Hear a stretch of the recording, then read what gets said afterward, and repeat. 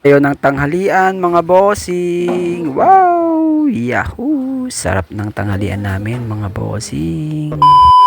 Today, another vlog na naman tayo mga bossing. Thank you Lord. For this video mga bossing, kagigising lang namin mga bossing.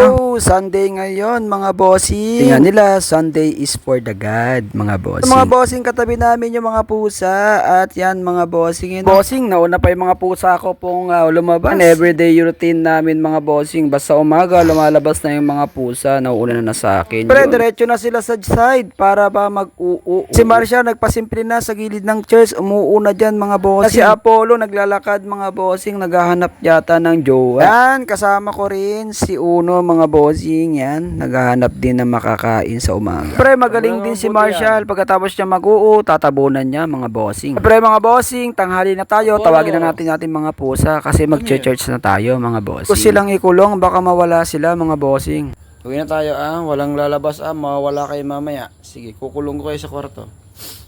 Kasi nagkaroon pala ng problema, walang tubig dito kaya nagsakdo po ako dun sa medyo malakas na faucet mga bossing. Mga bossing, gisingin na natin yung kasama ko kasi tanghali na, baka malit kami na naman sa church mga bossing. Mga bossing, nagbumuray-muray na siya, ang cute talaga, ang ganda niya. Kasi huli na natin yung mga pusa natin, baka kasi mawala sila habang nasa church tayo. Talaga mga bossing, pag meron ka mga backyard na vegetable. Si Apollo, naghahanap yata ng jowa, ewan natin kung nakahanap siya mga bossing. Ganyan kasi na may vegetable ka sa inyong backyard, madali ka na lang kumuha ng mga ulam mga bossing, lalo na paglagyan mo ng talong at saka iba't iba. Siyempre mga bossing, tapos na tayong naligo at yan, poging pogi, andyan kasama ko, okay nakaligo na rin siya mga bossing, ready to simba-simba na tayo mga yan yung mga pusa natin, kinulong na natin dito sa kwarto mga boss. Nakasafety na sila mga bossing, nandyan na sila sa bed, natutulog na sila mga bossing. And kinukulit wala ng kasama ko si Apollo, tignan niyo mga bossing kung anong gagawin niya dyan. Uy, diba mga bossing, cute. Kasi pag may alaga ka bossing, nakakagaan ng loob. Tanggal ng stress mga bossing kasi sobrang cute nila. Uy! Nga mga bossing, tara na mag-church. So, day 8 namin to mga bossing dito sa Ramon. Yahoo! Okay bossing, di mawawala ang selfie video muna namin dalawang magjowa. Ipakikilala ko po sa inyo ang aming church po, ang MGCL. Pero mga bossing, need din po nating magpasubalit sa Diyos sa mga lahat po na natanggap nating biyaya mga bossing. Pero mga bossing, ang mga bata rito ay okay lang po maglaro. Basta hindi lang po sila malikot o makulit mga bossing. Nang napakaganda po sa aming church, meron pong school ng mga bata.